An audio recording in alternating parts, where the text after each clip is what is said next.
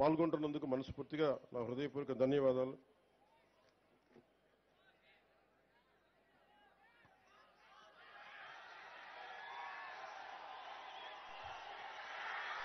మోదీ గారి గురించి ఇప్పుడు చెప్పండి, లాస్ట్లో చెప్తాను.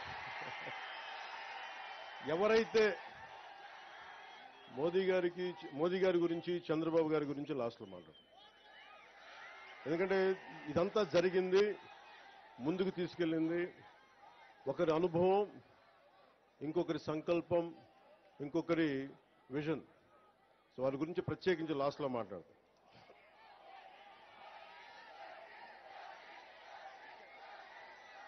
ఈ రోజున గ్రామ సభ అనేది చాలా కీలకం మనకి. మీరు ఓటు ఎలా అయితే వేశారో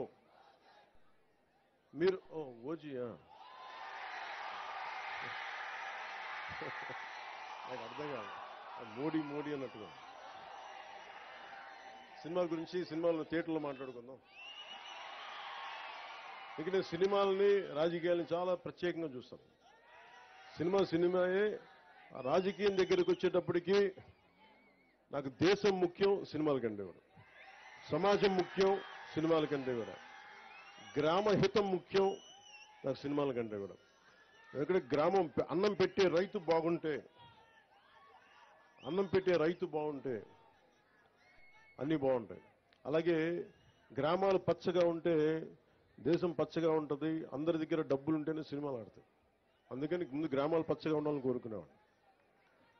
అలాగే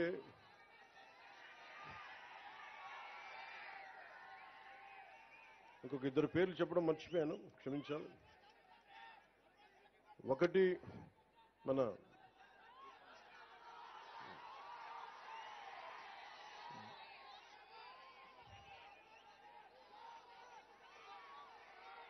రైల్వే కూడూరుని నియోజకవర్గం జనసేన గెలుపు కోసం ముందుండి నడిపించిన రూపానందరెడ్డి గారికి నా ప్రత్యేక ధన్యవాదాలు, కృతజ్ఞతలు. అలాగే మన కాటంనేని భాస్కర్ గారు,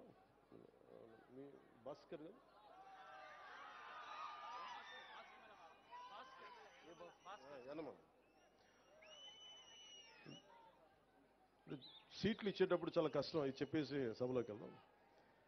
యాక్చువల్లీ యనమల భాస్కర్ గారిని మన రైల్వే కూడూరుకి నేను చేశాను. కానీ ప్రత్యేక పరిస్థితుల్లో కాదని మన ఆరవ శ్రీధర్ గారిని పెట్టుకున్నప్పుడు మనస్ఫూర్తిగా ఆయనకు సహకరించిన యనమల భాస్కర్ గారికి మనస్ఫూర్తిగా నా ధన్యవాదాలు తెలుపుకుంటున్నాను. ఇక్కడ నేను పార్టీ కోసం పనిచేసి ముందుకు వస్తామన్న వ్యక్తుల్ని నేను పోగొట్టుకునే వ్యక్తిని కాదు, మనుషుల్ని కలుపుకునే వ్యక్తిని తప్ప విడగొట్టే వ్యక్తిని కాదు, దూరం పెట్టుకునే వ్యక్తిని కాదు. సందర్భంగా తెలియజేసుకుంటాం.